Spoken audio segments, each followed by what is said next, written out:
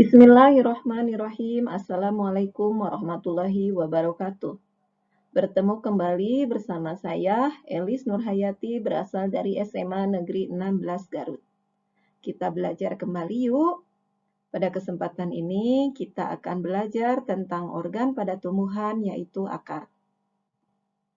Yuk, kita simak video berikut ini. Coba kalian perhatikan tumbuhan ini. Mana sih yang dinamakan organ pada tumbuhan? Iya, betul. Organ pada tumbuhan terdiri dari akar, batang, dan daun. Ditambah lagi ada organ tambahan, yaitu bunga, buah, dan biji. Apa sih akar? Ya, akar merupakan bagian tumbuhan yang biasanya berkembang di bawah permukaan tanah. Pada beberapa tumbuhan ada yang akarnya tumbuh di udara. Akar berasal dari akar lembaga atau radikula. Bentuk dan struktur akar sangat beragam. Pada tumbuhan tingkat tinggi, yaitu dikotil dan monokotil, akarnya sudah merupakan akar sejati. Akar berbagai organ pada tumbuhan dibentuk dari beberapa jaringan yang berbeda. Selanjutnya fungsi akar. Coba adakah yang sudah tahu apa itu fungsi akar? Ya, benar.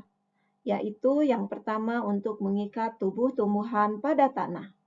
Yang kedua untuk menyimpan cadangan makanan. Yang ketiga untuk menyerap air dan garam-garam mineral terlarut. Dan yang keempat sebagai alat perkembangbiakan vegetatif. Sekarang yuk kita lihat struktur luar akar. Ada apa saja ya struktur luar akar? Ini dia. Ada bagian leher atau pangkar akar dinamakan kolum, batang akar atau corpus radicus, cabang akar atau radix lateralis, rambut atau bulu akar pilus radicalis, serabut akar atau fibrilla radicalis, ujung akar apex radicus, dan tudung akar calyptra. Selanjutnya, yuk kita lihat struktur anatomi akar. Perhatikan dua jenis akar berikut. Ada akar dikotil, ada akar monokotil.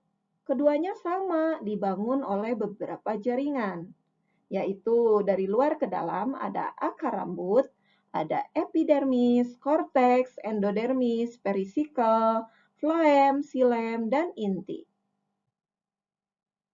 Apa sih epidermis? Ya, epidermis adalah akar terdiri atas lapis sel yang tersusun rapat dengan dinding sel yang mudah dilewati air. Selanjutnya, apa itu korteks? Korteks merupakan bagian yang berada di bawah epidermis. Korteks terdiri atas sel-sel yang tersusun renggang sehingga terdapat banyak ruang antar sel untuk melakukan pertukaran gas.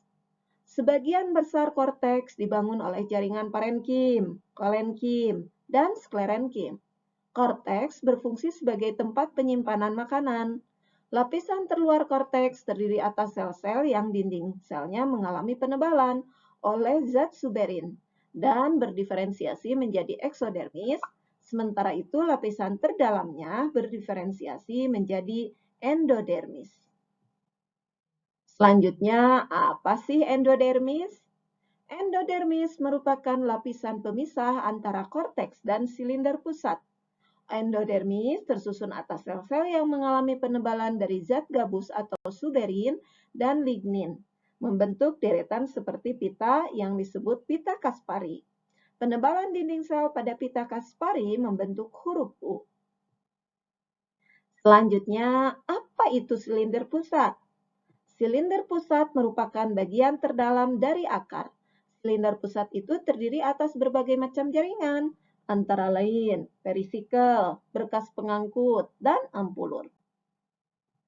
Perisikel itu merupakan lapisan terluar dari stele yang tersusun atas satu atau beberapa lapis sel. Aktivitas perisikel ke arah luar akan membentuk akar cabang. Selain itu, perisikel juga berperan dalam pertumbuhan sekunder dan pembentukan akar samping. Selanjutnya adalah berkas pengangkut.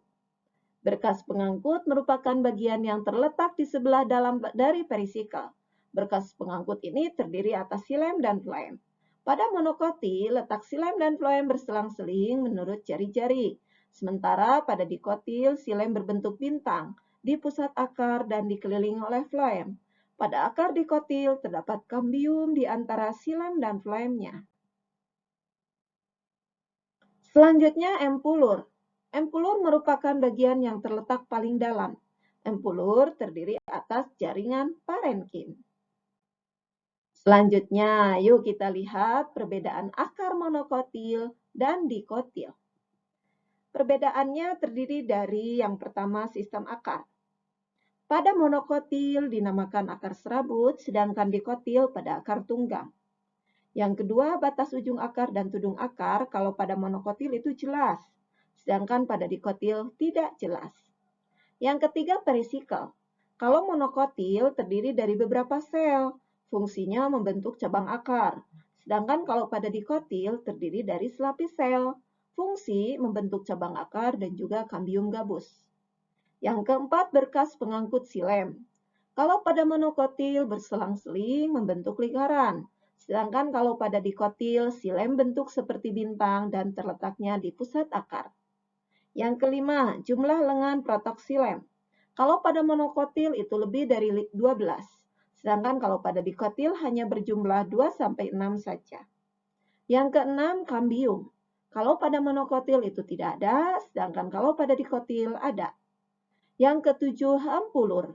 Kalau pada monokotil ada, terletaknya di pusat akar, sedangkan kalau dikotil tidak ada.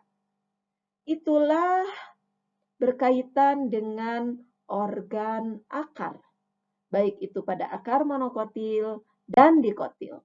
Mohon maaf apabila dalam penjelasannya kurang memuaskan, banyak sekali kehilafannya.